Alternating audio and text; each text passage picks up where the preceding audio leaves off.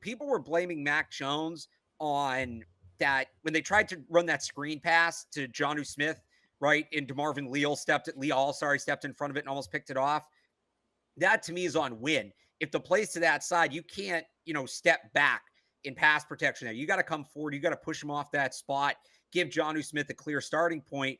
And I don't know if Wynn had the wrong call or just got, beat off it. I'd have to go back and watch it. But the offensive line, yes, was better, though. I think that's important. That last drive at the end of the game is one of the things we talked about, is being able to kind of salt it away with a 6-minute drive and not give that ball back and just run the ball. That was very impressive, yeah. That's a win. Good defensive front. Even without TJ Watt, you look at the guys they have in the middle. Obviously, Hayward, who was talked about a ton this week down in Foxborough. They were very complimentary of him. This morning, Bill Belichick called him one of the best players they'll face. And then Tyson Alualu, who's no slouch either, especially as a run defender. So for them to kind of pound the ball up the field 6.5 minutes, I believe they only threw it twice on that drive. Yeah, 9 runs, I think. Very impressive. Yeah. And that also shows why it's important for them. Again, they had one of these drives where they had a great drive to start the game, right? And they didn't quite capitalize on it, but it shows even more why they have to finish those drives, how different they look when they play from ahead, when they can kind of just punch the other team in the throat play after play after play. But you can only do that if you afford yourselves the opportunity to do it. If you're down 14-3, 17-3, that's not going to happen. And they talked about that last week after the game. So to have that opportunity and really show what they can do when they get ahead, I think it creates even more urgency for, hey, they got to start these games strong. They got to finish these early drives that they're moving the ball on. Yeah. No doubt. And it makes, you can obviously be a little bit more balanced when you're not chasing. It's not a team that's meant or built to play from behind. We know that. Right. Again, they're not moving mountains here. It's a 4 yard per carry, running game here, 124 total on the ground. But Max stayed clean. Again, given how bad it had been, this relative to expectations is of solid, high flying marks for the offensive line with still plenty of room for improvement.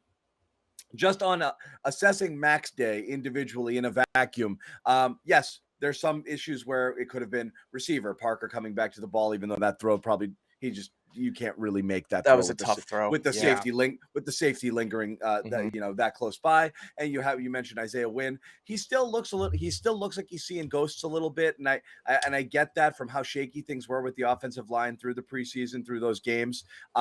Too many back foot throws, definitely some misfires, throwing high, throwing off target. And again, we talk about having to play perfect, where the offense, without a big dynamic, big play guy down the field or Mac really able to stretch the defense, they really have to play nearly perfect. Mac's one of those guys. He's like a pitcher with an 87-mile-an-hour fastball. He's got to hit all of his spots. He really can't be misfiring on some throws that he should be making, and he definitely missed a few today.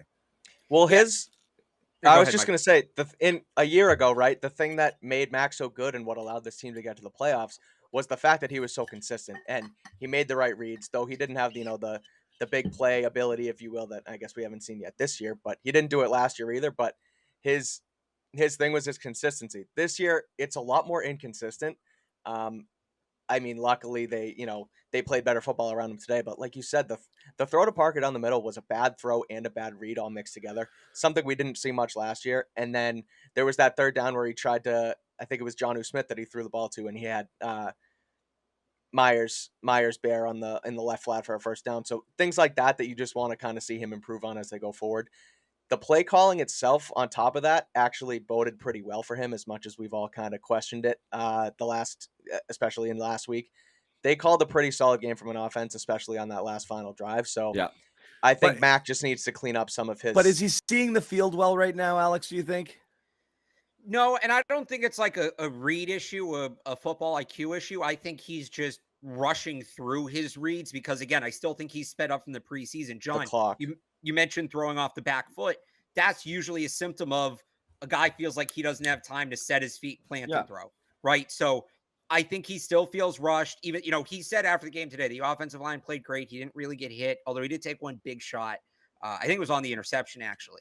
That was kind of similar to the one last week against Miami, but he still just seems sped up to me. I don't think like he doesn't know what he's looking at. I think he's just rushing. The Josue Smith thing to me. He's rushing. It's whether he's seeing ghosts, you think the pressure's coming, or he's worried that it might come. He is sped up a little bit too much. Stuff we saw a little bit in the second half, in the last third of last season. is kind of still rearing its head a little bit here. Yeah, the people who compare him to like Trubisky, right? Because they played today. Look at the pick Trubisky threw. Trubisky just didn't know what he was looking at.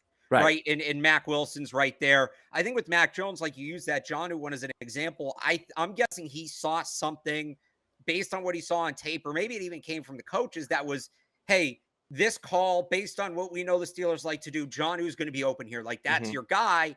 And so he didn't bother to check. He just went with his pre-snap read and rolled it, right? Whereas, last year, because this was my thought in the moment, last year, Mac Jones stops, sets, sees he doesn't have Josue open, goes to that second progression, hits Jacoby Myers in the flat. That, to me, is just he's sped up. He's not going through his reads correctly. It's fixable, but really the only way they're going to fix it is if he's getting constant protection here moving forward and he can get back into that rhythm he was in last year. Yeah, and it wasn't just that. He had that gut shot interception they almost turned it over late, threw it into the belly of, I forget who that was for Pittsburgh, and a couple just high throws to open receivers. So it's just a little off target all game, and I think sped up is the right way. I thought I saw a next gen stat minus 0.5%. Completion percentage above expectation, one of the worst, of the early window, at least when that stat was pulled. So he, wasn't, he had a subpar overall game, that was really saved, I think, a lot by that Aguilar reception there. I think we're talking about things a little bit differently. So you want to see a little bit more from Mac.